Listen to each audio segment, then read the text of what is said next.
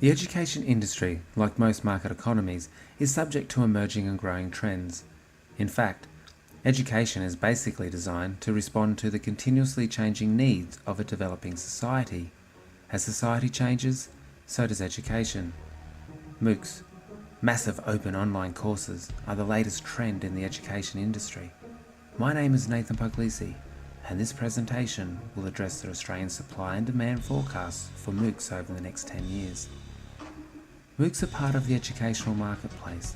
Therefore, to understand the future impact they might have, it is essential that we look into the non-price determinants of both demand and supply. Society demands that education as a service should be available to all, even if you cannot pay. The government intervenes to promote equity, and this comes at a cost of $51 million to Australian taxpayers each year. The concept of the invisible hand further guides the education marketplace, and society demands a greater allocation of educational services based on the individual value of an education. Here implies the principle of comparative advantage.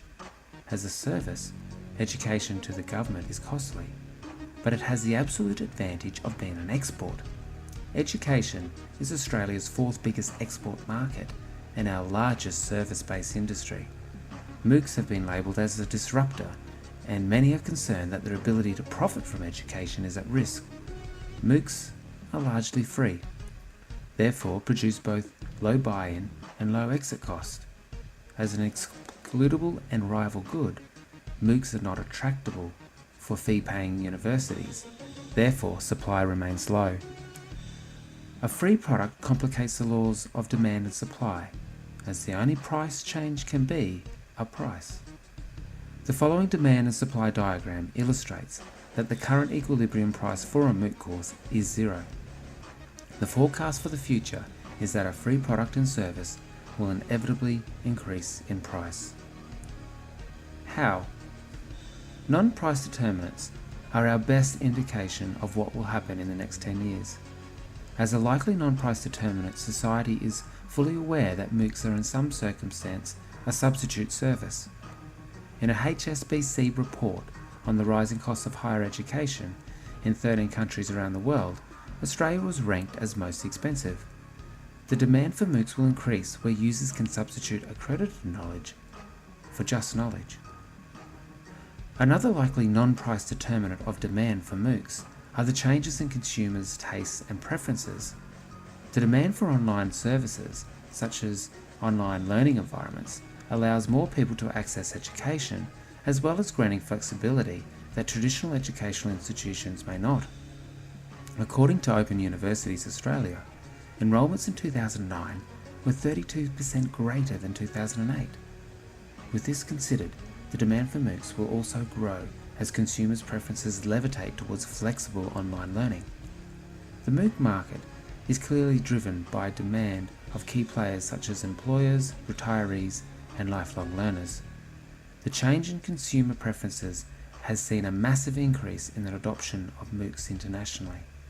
As from February 2012, the MOOC provider Coursera saw an explosion of 2.9 million registered users. With all that said, the expectations of the future of MOOCs cannot be ignored. The likely non-price determinants of supply for MOOCs are once again closely tied to the higher educational market.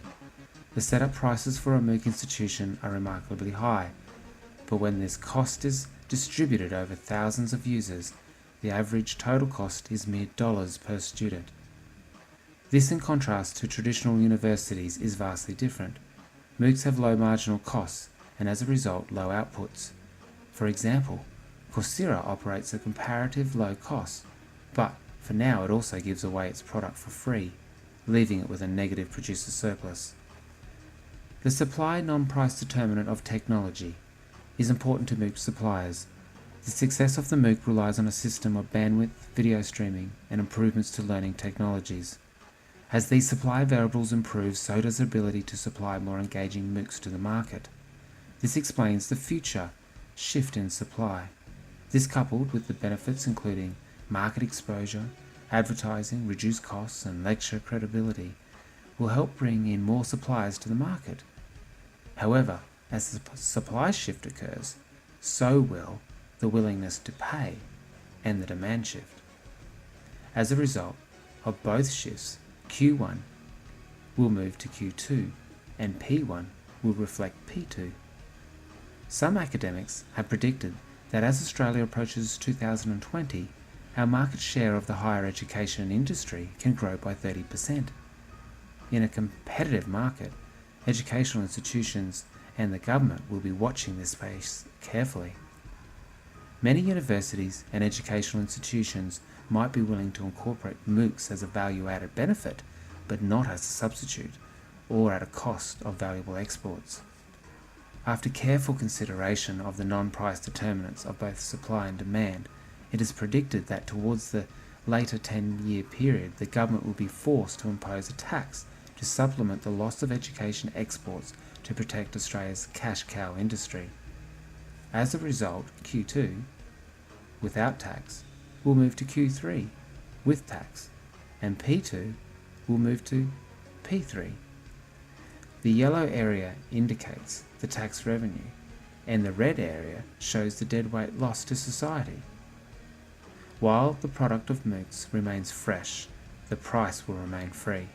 But as the market grows, MOOC providers will inevitably squeeze cash out of the consumer.